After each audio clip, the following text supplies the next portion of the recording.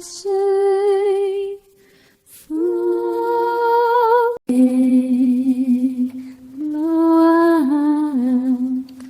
I watched a 7-year-old throw a crystal vase worth more than my yearly salary at her father's head, and nobody moved to stop her. That was my first day working at the Bennett house, and I should have walked out right then. But I needed this job more than I needed my pride. Single mom, 3 months behind on rent, daughter needing braces, you know how it goes. So I stood there in my new uniform, hands shaking, watching this tiny child scream words that would make a sailor blush while 12 staff members pretended to be invisible. The father, Richard Bennett, tech billionaire, face on magazine covers, just sighed like this was normal, like his daughter hadn't just destroyed something that cost more than a car. "Clean it up," he said to no one in particular, and walked away. That's when the little girl's eyes locked on mine. "You're new," she said. Not a question, an accusation. I nodded. "You'll quit too." She smiled, actually smiled. "They all do." Then she walked upstairs, and I heard a door slam so hard the chandelier shook. "Hey friends, thank you so much for stopping by. Don't forget to comment where you are watching from, like, share, subscribe, and tap the notification bell so you never miss a story. Make sure to watch till the very end, because the final twist is something you definitely don't want to miss. So let's continue. The head butler, a skeleton of a man named Gerald, appeared beside me with a broom. "That's Sophie," he said quietly. "We've had 43 nannies in 2 years. Most don't last a week. The record is 16 days. He looked at me with something almost like pity. "Your quarters are on the 3rd floor, dinner's at 6. Try not to engage with her directly if you can help it." But here's what Gerald didn't know.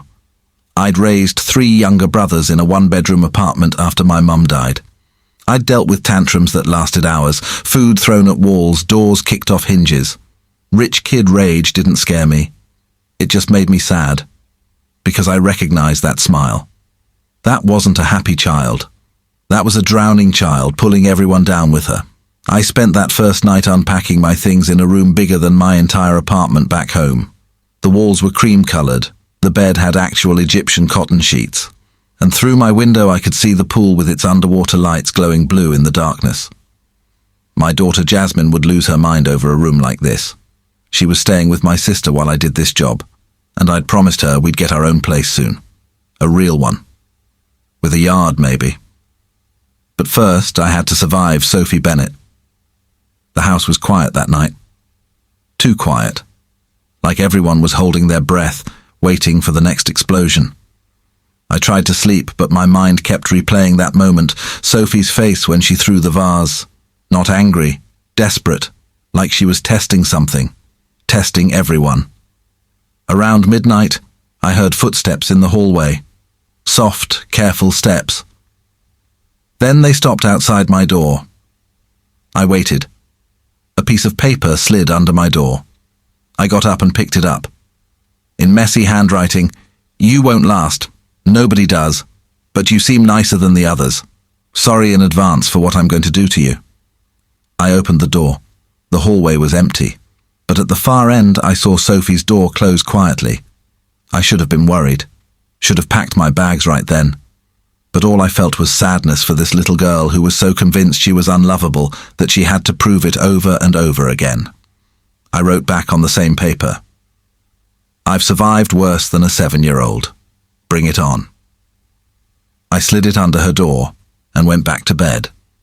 Day 2 started at 6 a.m. with screaming. I ran down the hall in my pajamas, didn't even think about it, and found Sophie's room. The door was locked. The screaming continued, wild and terrified, the kind that raises every hair on your body. "Sophie!" I pounded on the door. "Sophie, open up! Go away!" "I'm not going anywhere." I pressed my ear to the door. "Are you hurt?" Silence, then quieter. "No." "Can I come in?" "No." I slid down to sit with my back against her door. The marble floor was cold through my thin pajama pants. "Okay, I'll just wait here then." "Why?" "Because you sound scared, and I don't leave scared kids alone." More silence. I counted to 63 times before I heard the lock click. The door opened an inch. Sophie's face appeared in the gap. Her eyes were red and puffy, hair wild around her face. She wore silk pajamas that probably cost more than my rent, but she looked small and lost. "I had a bad dream," she whispered. "Those are the worst kind," I said, not moving from my spot on the floor. She studied me with those sharp eyes. 7 years old, and she looked at people like she was doing math in her head, calculating angles and weaknesses. "You're not supposed to care," she said finally. "About what?" "About me. The others just wanted the paycheck. They smiled fake smiles and said fake words and counted down the days." My heart cracked a little. "Well, I'm not them. You'll leave too." "Maybe, but not because of you." That surprised her. "Then why?" "Because I'm human, and sometimes humans make mistakes, or life gets complicated, or things don't work out. But it wouldn't be because you're too much or too difficult or too anything. Got it?" She opened the door wider. Her room was chaos. Clothes everywhere, broken toys, drawings ripped up and scattered like snow. The walls were covered in scribbles and marks. But what caught my attention was the corner by her window. A small space that was perfectly clean. And in that space sat a photograph in a silver frame, a beautiful woman with Sophie's eyes, smiling at the camera. "They hate me," Sophie said, following my gaze. "Who?" "Everyone. The staff, my dad, the nannies." She kicked at a torn book. "My mum." "Where is your mum?" "Dead," said flatly, like she was ordering coffee. "Car accident, 2 years ago. I was 5. There it was, the wound underneath all the rage. I stood up slowly. "I lost my mom too. I was 17. It feels like someone ripped out part of your chest and you can't breathe right anymore." Sophie's lip trembled, just for a second. Then she pressed it flat again. "I don't cry," she said. "That's okay too. I break things instead." I noticed. She almost smiled. "Gerald says I'm the devil. Gerald's old and tired. You're just sad." "I'm not sad." The scream came out of nowhere, explosive and raw. She grabbed a jewelry box from her dresser and threw it. I ducked. It hit the wall behind me and shattered, spilling plastic pearls everywhere. I didn't yell back, didn't move, just waited. Sophie's breathing was ragged, waiting for me to leave, to call her a monster, to prove I was like all the others. "You done?" I asked calmly. She nodded, shocked. "Okay. Want to get breakfast? You're not mad? You missed me by 3 feet. We're good." This time she really did smile, small but real. We went downstairs together. The kitchen was huge, all stainless steel and marble counters. Patricia, the cook, was already there making pancakes. She looked up when we entered and her eyes went wide. "Morning," I said cheerfully. "What's for breakfast?" Patricia looked at Sophie, then at me, then back at Sophie. "Pancakes, but Miss Sophie usually doesn't come down for breakfast." "Well, today she does," I said, pulling out a chair. "Right, Sophie?" Sophie climbed into the chair and nodded. Patricia recovered quickly and brought over a plate. Sophie stared at it. "What's wrong?" I asked. "My mum used to make pancakes," she said quietly, "every Sunday. She'd put chocolate chips in them and make them look like smiley faces." Patricia's hand froze halfway to the syrup. Everyone in this house walked on eggshells around Sophie's grief, afraid to mention her mother, afraid to trigger an explosion. But I wasn't everyone. "That sounds amazing," I said. "What else did she make?" Sophie looked at me like I'd just spoken a foreign language. You want to know about my mom? Of course I do. She was important to you. That makes her important to me." Something shifted in Sophie's face, like a door opening just a crack. "She made the best grilled cheese," Sophie said slowly. "And she sang really loud in the car, even when people stared. And she let me stay up late on Fridays to watch movies, and she smelled like roses." Her voice got smaller. I can't remember what her voice sounded like anymore. I try really hard, but it's getting fuzzy. I reached across the table and took her hand. "That's okay. Memories do that sometimes, but we can keep the important parts, like how she made you feel." "She made me feel safe," Sophie whispered. like nothing bad could happen as long as she was there. And then something bad did happen. She nodded, tears sliding down her cheeks. The worst thing. Do you remember the day it happened? Sophie pulled her hand back. I don't want to talk about it. Okay, we don't have to. Everyone wants me to talk about it. The doctors, the therapists my dad hired, they all sit there with their stupid notebooks and ask me how I feel, and I tell them I don't want to talk, and they say I have to process my emotions and I just want them to shut up. She wasn't yelling, just stating facts. Then we won't talk about it, I said simply. If you ever want to, I'm here. But I'm not going to force you. Patricia set down a glass of orange juice very carefully, like she was diffusing a bomb. Sophie picked up her fork and took a bite of pancake. She chewed slowly. Then she looked at Patricia. Can you make them with chocolate chips next time, like my mom did? Patricia's eyes filled with tears. Of course, sweetheart.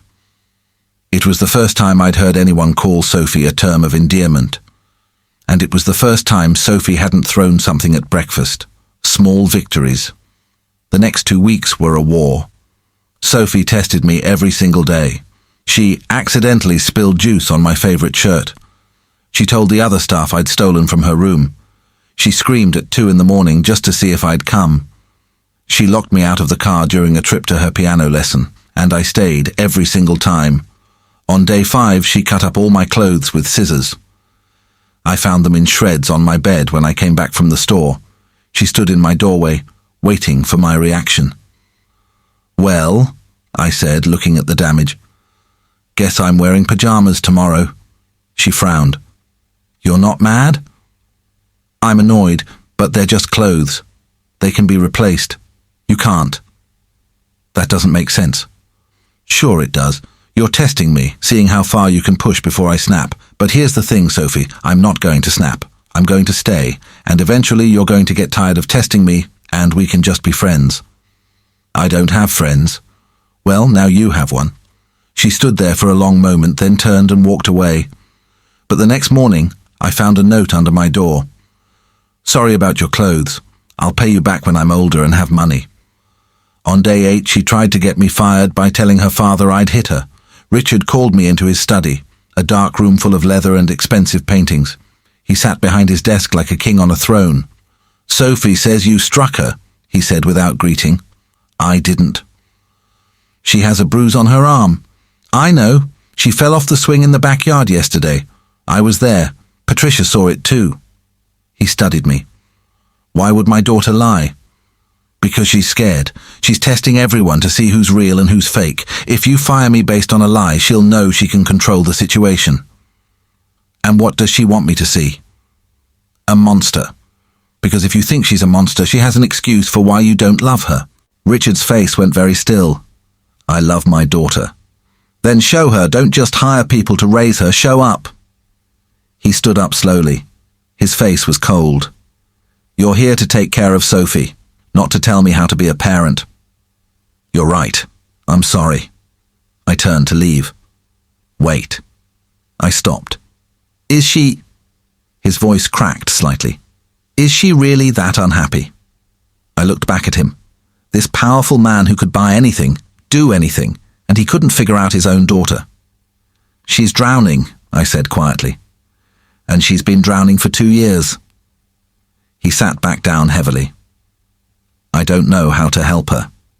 Start small, have dinner with her, ask about her day. He nodded slowly. That night, Richard showed up for dinner. Sophie stared at him like he was a ghost. I thought we could eat together, he said awkwardly. You never eat with me. I want to start. They sat across from each other at the long dining table. I served them and then left them alone. Later, Sophie came to my room. He asked me about school, she said, like this was some miracle. And he didn't check his phone once. That's good. Do you think he'll do it again? I think he's trying. She climbed onto my bed and sat cross-legged. Will you tell me about your daughter? So I did. I told her about Jasmine, how she was 9 and obsessed with space, how she wanted to be an astronaut, how much I missed her. "Why did you take this job if it meant leaving her?" Sophie asked. "Because we needed the money. It's temporary, just until I save enough." "Do you think Jasmine hates you for leaving?" "No, because I call her every night and remind her that I love her." Sophie was quiet. Then, "My dad didn't explain anything when my mom died. One day she was here, and the next day she was gone, and I thought maybe I did something wrong." My heart broke. "Oh, sweetheart, your mom didn't leave because of you." "But what if I'd asked her to stay home that day?" "You can't think like that. It's not your fault." "But I do think like that every single day." I pulled her into a hug. "It's not your fault. Say it with me." "I can't. Try." "It's..." Her voice broke. "It's not my fault. Again. It's not my fault." We stayed like that for a long time. "Can I sleep here tonight?" she asked. "Of course." The days started to shift after that. Sophie still had bad moments, but the gaps between explosions grew longer. She started coming to breakfast every morning, started smiling more, and Richard kept showing up. On day 15, one day before the record, Sophie asked if she could video call Jasmine. I set it up on my laptop. The two girls talked fast and excited, laughing at jokes only kids understand. After the call, Sophie looked at me with shining eyes. "Can she visit?" "Maybe, when I have time off. I want to meet her in person. We'll make it happen." She hugged me spontaneously. "I'm glad you're here." On day 16, Gerald approached me. "You've broken the record," he said. "I thought you'd want to know." "Thanks. Patricia says you actually care." "I do." He nodded slowly. "For what it's worth, I hope you stay." Week 4 brought new challenges. Sophie started having panic attacks, sudden moments where she couldn't breathe. The first time we were at the park. She froze, eyes wide, chest heaving. I knelt in front of her. "Sophie, look at me." She couldn't focus. "Breathe with me, in through your nose." I demonstrated. Slowly, her breathing evened out. "I thought I was dying," she whispered. "I know, but you're safe." We started seeing a therapist, Dr. Sarah, who specialized in childhood grief. Sophie hated it at first, refused to talk. "You don't have to talk," Dr. Sarah would say, "but I'm going to sit here anyway." By week 5, Sophie started drawing instead of talking. Dark pictures at first, but slowly, color crept in.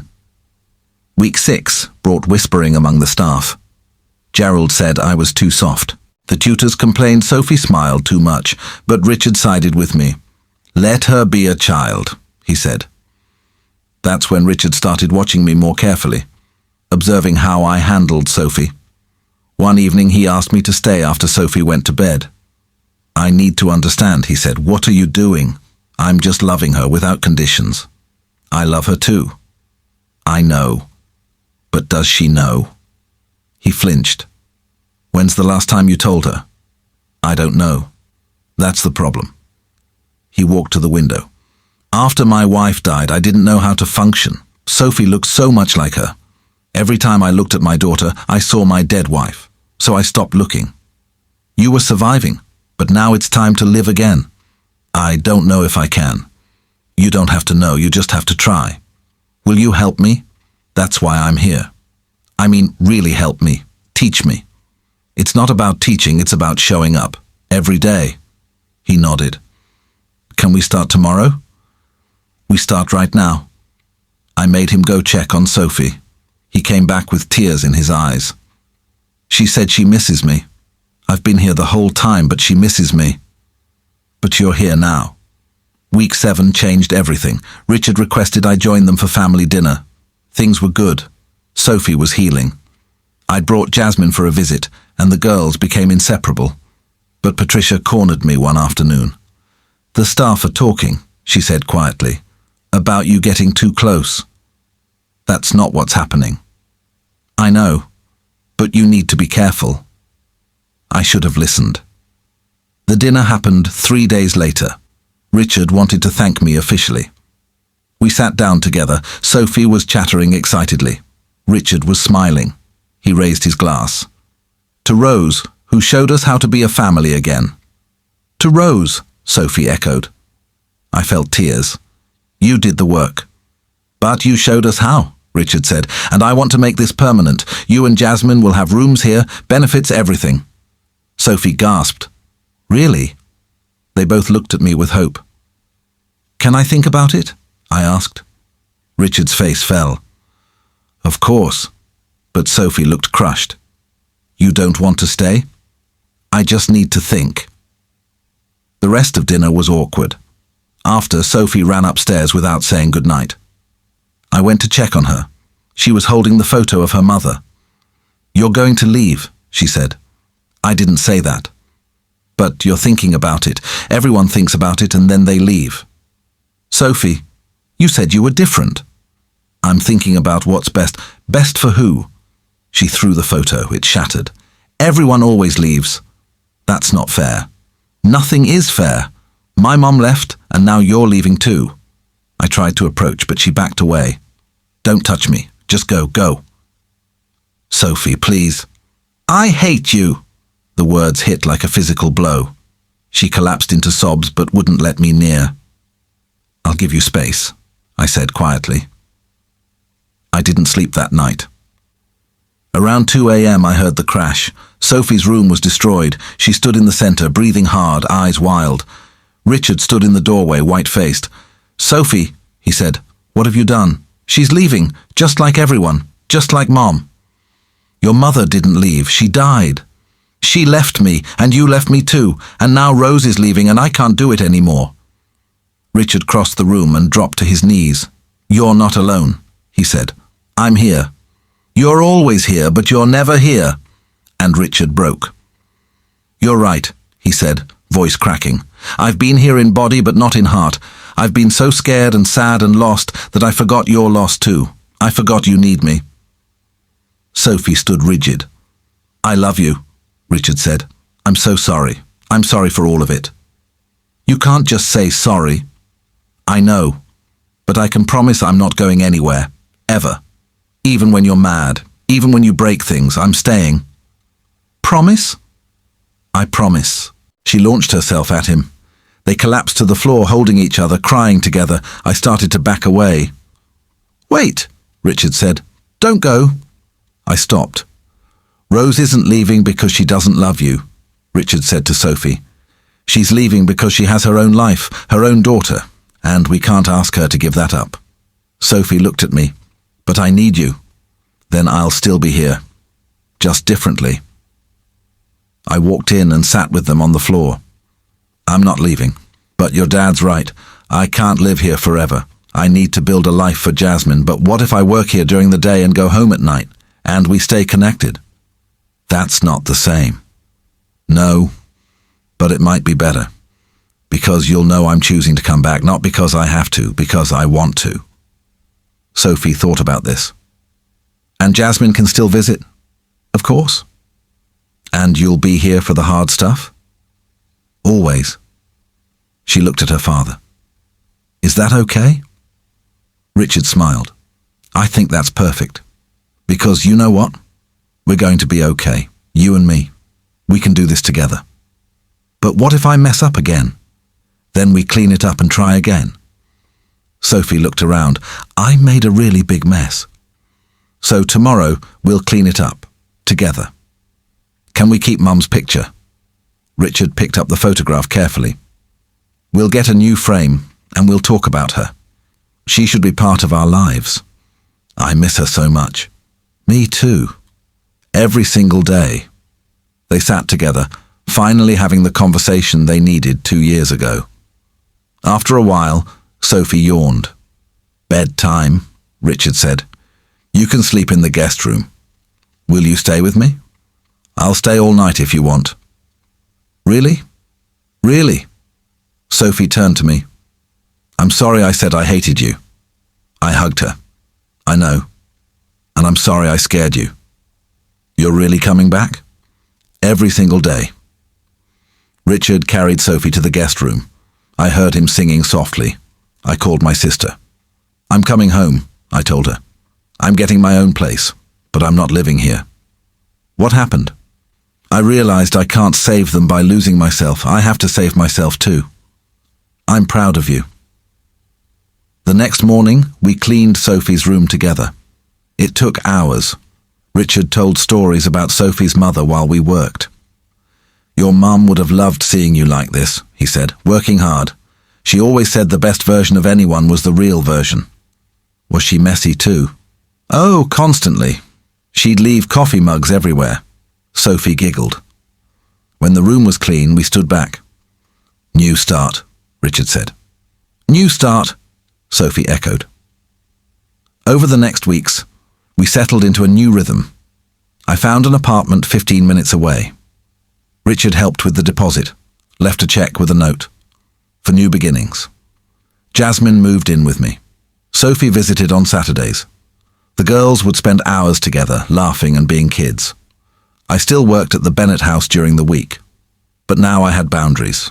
I left at 6. I took Sundays off. And Sophie got better. By month 3, Sophie went a week without a meltdown. By month 4, she made 2 friends at school. By month 5, she laughed more than she cried. Then came month 6. I got a job offer, director of a program helping families with childhood trauma. Great pay, the chance to help hundreds of kids. But it meant leaving the Bennett house. I told Richard and Sophie together in the garden. I got a job offer, I said. Sophie's face went pale. I'm changing jobs, but I'm not leaving you. I explained the program, about helping other families. When I finished, Sophie was quiet. Then, you should do it. What? You should take it. If you can help other kids, you should. Even if it means you won't be here every day. But what about you? I'll be okay. I have Dad now, and you'll still visit, right? Of course. Then I'll be okay. Because you taught me that people leaving doesn't mean they don't love you. I felt tears. When did you get so wise? I had a good teacher. Richard cleared his throat. If you take this job, I want to fund it. The whole program. Richard, you gave me my daughter back. This is the least I can do. Sophie nodded. And I can help. I can talk to other kids. I looked at them. 6 months ago they were strangers, broken, lost. Now they were whole. Okay, I said. I'll take it. Sophie hugged me. I'm proud of you. 6 months later, I stood in front of a room full of parents and children. The first day of Staying Power, our new program. Richard sat in the back with Sophie. Jasmine sat beside me. I'm going to tell you a story, I began, about a little girl who broke everything. I told them about Sophie, about Richard, about learning to stay even when it's hard. If you're here, you're already doing the hard part, I said. You're showing up, and that's what this program is about, walking beside you while you figure it out. After, Sophie approached the podium. Can I say something? Of course. She faced the room. I'm Sophie. I'm the girl Miss Rose was talking about. 2 years ago, I thought I'd be sad forever. But then Miss Rose came, and she didn't try to fix me. She just stayed. And she taught my dad how to stay too. So if you're here and you feel broken, you're not. You're just hurt. And hurt can heal. There wasn't a dry eye in the room. After, the 4 of us went for ice cream. We sat outside, sun warm on our faces. You did good today, Richard said. We all did. Sophie was quiet. Miss Rose? Yeah? Do you think my mum would be proud? I think your mum is always proud of you. She nodded, satisfied. Jasmine nudged Sophie. Want to race to finish our cones? You're on. They raced, giggling. Richard watched with a soft smile. A year ago, I couldn't have imagined this. She's thriving. Because of all of us. You showed up. That made the difference. The girls came back, breathless. Can we go to the park? Sophie asked. I always have time for you guys. We went to the park, watched them play as the sun set. Sophie ran over. Watch this. She went down the slide backwards, squealing. At the bottom, she jumped up with her arms raised. Did you see? I saw. That was brave.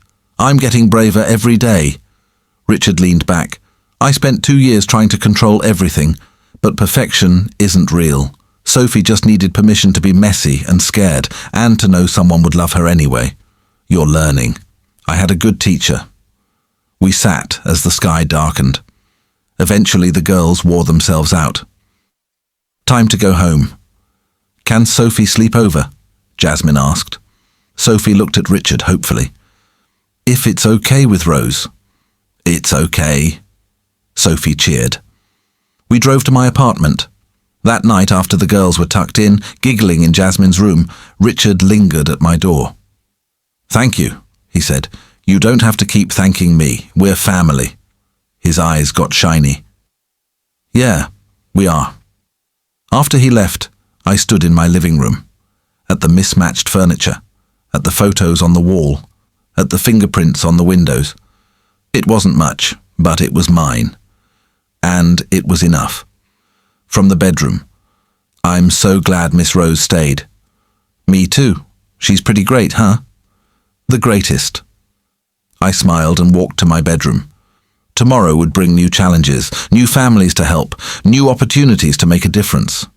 But tonight, I had everything I needed. 2 daughters laughing, a purpose that mattered, a family built from broken pieces, and the knowledge that sometimes the best thing you can do isn't to fix someone, it's just to stay. Dear friends, what you just saw is only one part of the bigger picture. In the next video, I'll reveal the twist no one saw coming, so make sure you're here when it drops. I would love to know what you would have done in this situation. Drop your thoughts below. I'll be reading every single comment.